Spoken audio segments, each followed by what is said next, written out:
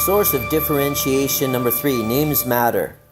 Names matter a lot. Email addresses matter a lot. The website URLs you choose matter a lot. When it comes to positioning, congruency is a big deal. One of my businesses is, as mentioned, agentmarketingsyndicate.com. I'm a big fan of a 3-part naming scheme: agent, marketing, syndicate. Another example, ENG, Entrepreneurs Networking Group, TM.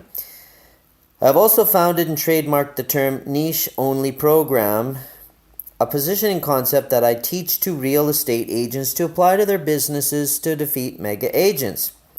So why is this important? Why do these names matter? For a minute, let's go back in time. Let's say that I was a real estate agent again, as I was in my past business life. My positioning might sound like this. Ryan Fletcher, founder and CEO of the Military Only Program, can be reached at ryan@militaryonlyprogram.com or online at militaryonlyprogram.com. Now, if I'm reaching out to military veterans as my target market, common sense tells you this kind of positioning is infinitely more powerful than John Smith Home Selling Team reached at john@johnsellshomes.com or online at www.johnsellshomes.com. Why? Because one is who focused, the other is you focused. Who focused means focused on the prospective client. You focused means focused on you, the service provider. Hopefully you can see how the latter is ego-driven, while the first is affinity-driven. I give you this niche-only program naming concept merely as an example. It was not hastily thrown together. It is a positioning statement in just 3 words, niche-only program. Said differently, the name of the program, number 1, calls out to target market. 2, creates exclusivity. And 3, offers the targeted group, whatever the chosen niche is, access to a special program. I submit to you, it is not always possible to put a positioning statement into the name of your business or the special programs you create, but it is a powerful strategy if it can be done. In differentiation strategy number 2, you saw a brilliant example of this, FUBU, for us, by us. Here also, it has been applied to ENG, Entrepreneurs Networking Group, TM. If someone heard nothing else but his name, it would be clear to them who we are, what we do, and the type of people we benefit, i.e. entrepreneurs. Names of free reports, free books, free information packages, etc. for lead generating offers are important too.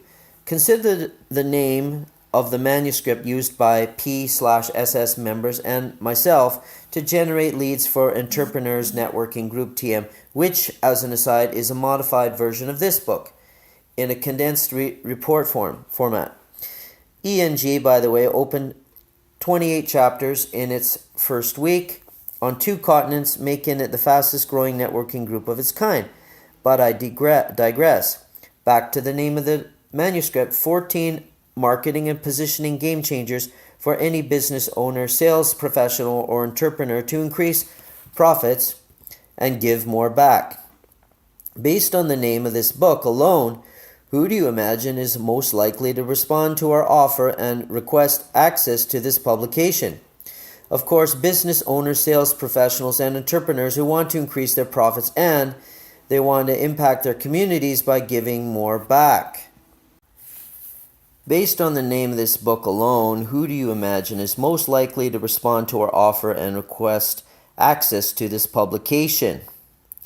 Of course, business owners, sales professionals, and entrepreneurs who want to increase their profits and who want to impact their communities by giving more back. The point is, names, what you name your business, your programs, your free reports, what you use as your email address, your website address, etc., they all matter. Congruency between each of those names, that matters too. You don't want to offer a military-only program, TM, for example, and then send people to the website www.johnsellshomes.com. This is piss poor.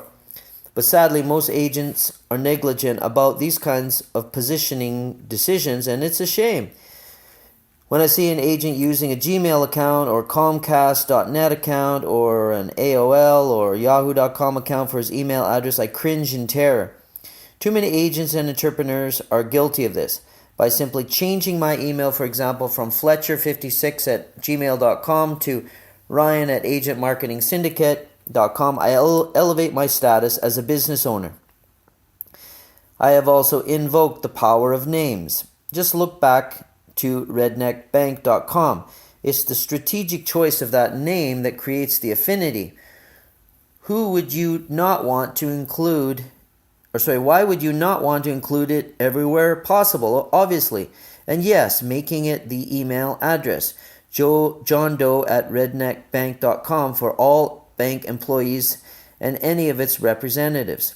This might seem like a small and insignificant detail, but I can't count how many times I have visited someone's website because I saw their URL in their email address.